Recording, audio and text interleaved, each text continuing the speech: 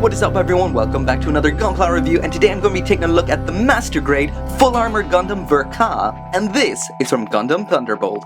And by the way, if you have not yet seen Gundam Thunderbolt, then make sure to watch it. It's only 4 episodes long, it's pretty short, but it is amazing. It is by far the best Gundam anything I have ever watched. It gets all the Gundam tropes, throws them out the window, the style is amazing, the animation is amazing, and it reminds me why I got into anime in the first place.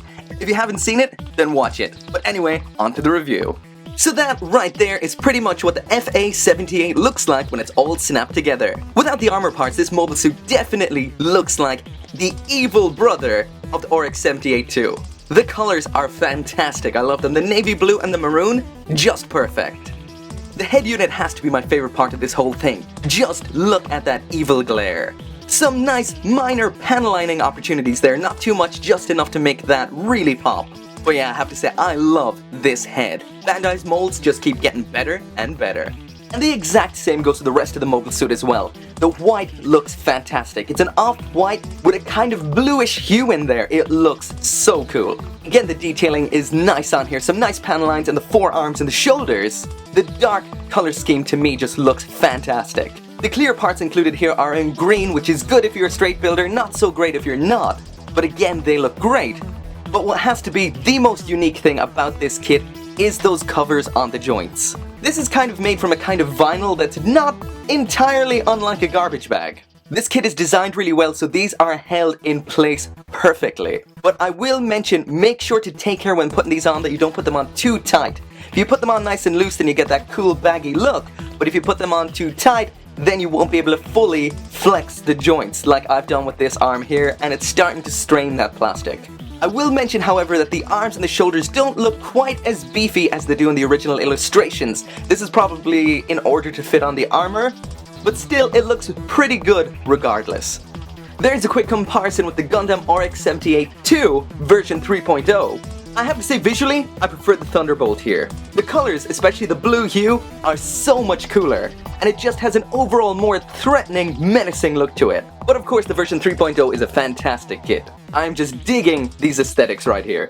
And there it is next to the origin version of the FA-78 too. Again, visually, I have to say, I prefer this one right here. This is a fantastic Gundam. Absolutely fantastic. If you don't have one, get one. And at this point, I guess I can say I'm glad they went with these part-swapping hands. I absolutely despise these. I mean, it's so hard to pose these that they don't look like an absolute mangled mess. And the fingers just fall off all the time. These are simpler. I prefer these.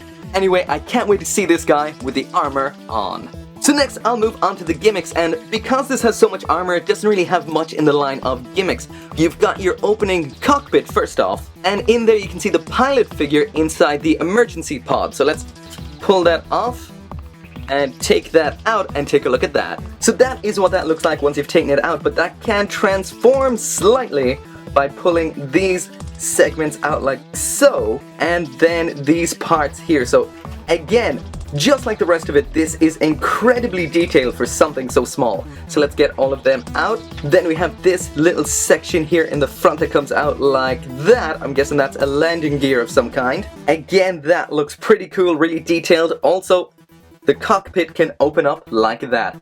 That is pretty damn awesome. Of course, if you couldn't be bothered with that or want to display it separately, you can just attach this on like so without that in there. So that's completely up to you if you want to have them separately. So finally now, let's move on to the articulation. So there is the head all the way down, all the way up. So you get quite a bit there. Just as much as you'd need, I'd say. That can rotate all the way around, and you've got your tilt side to side. The arm can move at the shoulder there, rotate all the way around like that, move up like so. That does pop out there at the shoulder as well. So there is a lot of movement to this area. The arm can rotate at this point, but it feels like it might be messing with the vinyl, so you mightn't be able to get too much out of that. I think that's about it without tearing it. As for the bend of the elbow then, that is very impressive. As you can see, you can get pretty much the entire range of motion there. Again, I can't on this side, that's as far as it will go, so be careful when attaching that vinyl in there. Don't pack it in too tight. The manipulators, like I mentioned, these are the swap out kind, like this. Kind of like what you would have seen with some of the Endless Waltz kits, as well as the Gundam Seed kits, and these are nice and handy. Of course you have to have the parts around in order to do it, but they're less likely to break and do their job a little bit simpler, a little bit better I think. As for the thumb, it's one of those that's just on a ball joint like that, but we do have this one point of articulation here at the bendy part there. So just like that. And I almost forgot about the wrist there. Of course we have rotation as well as down and up like that, but not really anything like in and out, just up and down. But maybe you can rotate that part in there. Nope. So just up and down and rotation. As this does have the section in there for the emergency pod, as you would guess, there is absolutely zero articulation at the waist there. Probably one of the worst aspects about this, but once you get on all the armor, I doubt you're gonna have much articulation anyway, but it sucks, absolutely sucks that they can't bend at the waist. Onto the skirting armor, so that can move up like this, so there's a hinge here, as well as a ball joint in there, so that's pretty much for all the ones at the back as well as the front. The side ones just have more of a flappy sort of action as well. These things here can spin around, but I think that's for adding on the armor, so I'll mention that in the next part. And now onto the legs, so they can move all the way up and out like that, so it can do the splits. You will notice that this does make a sound, the vinyl makes a sound. So anytime you're posing the joints, all you can hear is that. That's kind of strange. So it is a bit of a noisy Gundam in that regard. But anyway, there is the leg kicking all the way up to the front. There's no gimmick in here for the legs to drop down or up. That's probably because there's this little ring thingamabob on here holding the vinyl in, which slots into that section there. So I guess the design does affect the articulation a bit here, just like up here. Next then, there it is all the way up to the back, so pretty good, as much as you could ask for. So there is the bend at the knee, so no separation gimmick here, but you do got a lot of crack, crack, crunch, crunch instead.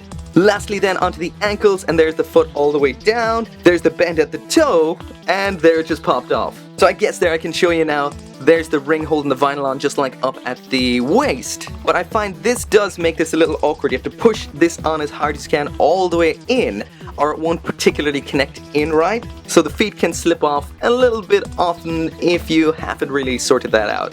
But again, not too much of an issue. Anyway, there it is back on, and we've got side-to-side rotation there. Again, there is the bend at the toes, so that is pretty cool. And this little armor section here can move up and down independently to the foot, so you can cover up that stuff in there. Oh, there goes the foot again. So all things considering, the articulation on here is pretty good. Again, it's just limited at the waist, as well as slightly at the hips, but all in all, it's pretty damn good. Without the armor, it's pretty damn good. So that is it for part 1 of this review. Make sure to come back for part 2, where I'll be looking at all the armor and accessories. And by the way, if you're wondering what that glowing sword right there is, I've got a review for that coming really soon. That is Kotobukiya's LED sword, and it is my favorite accessory ever. It is so damn cool. No Gundam Beam Saber will ever be able to match how awesome this thing is. This thing is sick. But anyway, thanks for watching. Make sure to come back for part 2, and I'll see you next time.